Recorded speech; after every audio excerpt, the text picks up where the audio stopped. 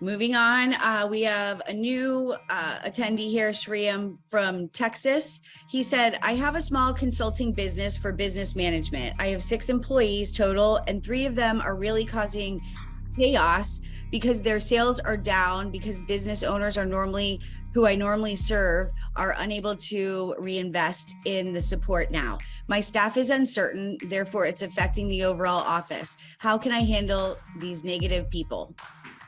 Okay, so when something goes wrong, look at 3 things.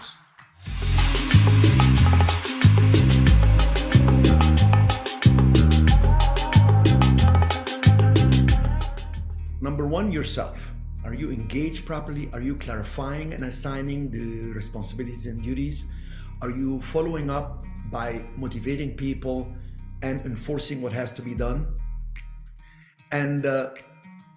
And if you do that, number 1, you then look at number 2, which is the people that are in charge, that are engaged in that business project you have, in the business model you got going on.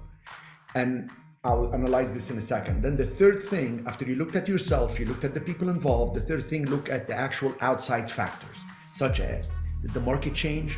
Is there a war? Is there political changes? Is there interest rate changes, economic problem, etc.? Now, at the end of the day, you cannot blame anything, because most people say it's not my fault because. And the more you do that, the more you lose control. So no matter what, I have to tell myself 2 things. It is my responsibility, I'm in control, I'm in charge, I messed up, I can correct it, number 1. Number 2, I say, it's a game, it's not the end of the world, I'm gonna reposition things, we're gonna have fun with this, I'm gonna put some joy in it, I'm gonna have some fun with it. And that reduces the stress and the agony of having a defeat of some sort or a huge obstacle that seems insurmountable at some times. When all the signs point to an exit, let me just sell this thing, let me get out, and then I have to take a step back. This is fun, this is a game, let's just see how we can play it the right way. All of a sudden, opportunities appear.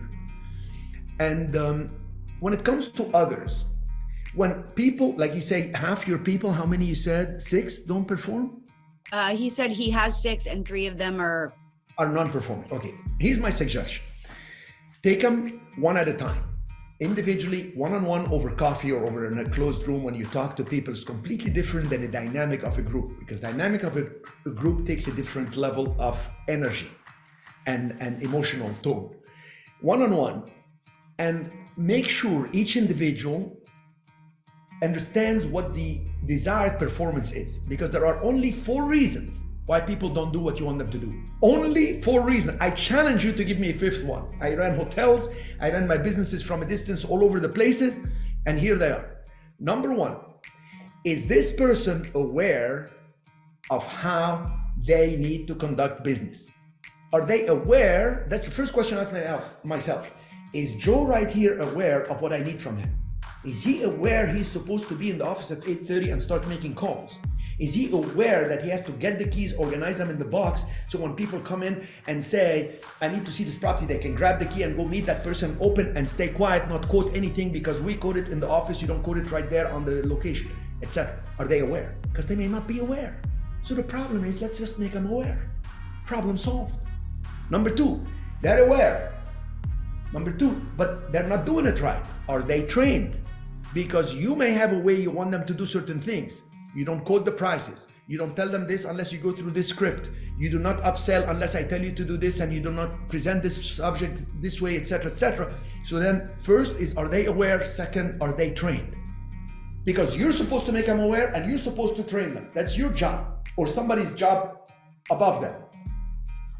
Number 3, okay, they're aware and they're trained, but they're still not doing it the right way. The third thing is, are they able? Maybe they're unable to do it. Maybe they need more tools. The computer is too slow. Maybe they don't have the key. Maybe the place is too dark. They can't see to do this. Maybe there is no electricity in that thing. Maybe they need the high-tech equipment. Maybe the camera is not working. So are they able? Have you given them not just the direction, but the tools to perform? Have you given them some support, some other team members that they can work together to get this and that? So now you see, it's all on you. You're the leader. Are they aware? Did you make them aware? Are they trained? Did you train them? Are they able? Did you make them able? Did you give them the team, the tools, the technology to get it done? And number 4, if I made them aware and I trained them and I made them able with all what they want and they're still not doing it, then are they unwilling, defiant? Why are they unwilling, defiant? Maybe the performance that I'm asking them to do is not rewarding for them. It could even be punishing for them. Like they prefer to do something else that's more rewarding. They prefer to be calling to sell something. They prefer to be posting something on social media because it gets them views or whatever they're doing. So the 4th one is if they're aware, if they're trained and they're able and they're not doing it, they are being defiant. They're being unwilling, defiant. And it is my job to sit down and talk to them, to explain to them, I want you to be aware. I want to see if you need training. I want to make sure you have everything you need so you're able to do it. And I want to now create an incentive with the proper rewards that can be measured and rewarded. Because all people want is respect, responsibility, recognition, and rewards. And if you don't give it to them, even those who were performing right in the beginning, that performance will wane, decline, and will stop. Because there hasn't been any feedback, positive feedback, that actually is rewarding for them to do the functions the way you want them to do them. I ran hotels, and you know how many people you have to deal with simultaneously? 100 employees, if not more. I had 400 employees when I worked for a billionaire in a resort. And when I would see something I don't like, I'd bring the person. Hey, listen, we have the brunch is gonna start. This tablecloth is not the one we use. Are you aware of this? Oh, I didn't know. Okay, can you get the other tablecloth? I can get it. Why? We don't have the key for the storage room.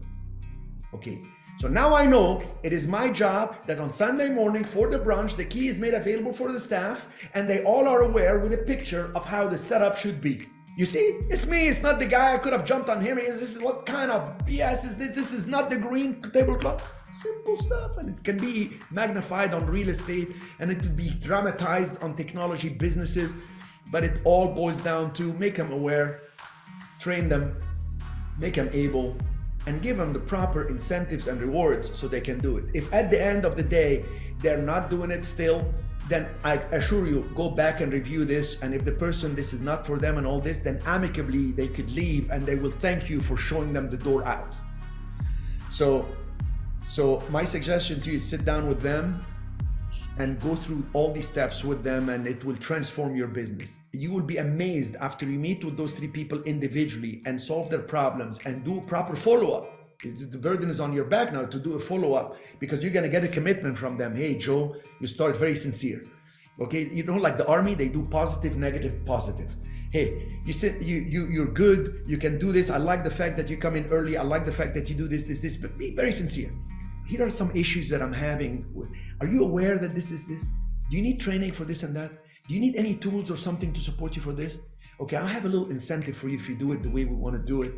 And then you finish with, okay, positive, negative, positive. You finish with, I know you can do it.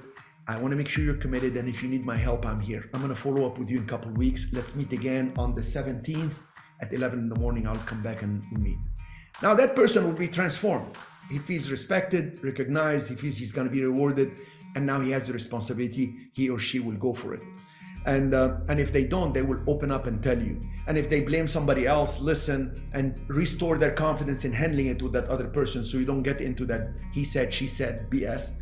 And after you do that, you meet with them as a group and the whole energy will be transformed. Good luck to you.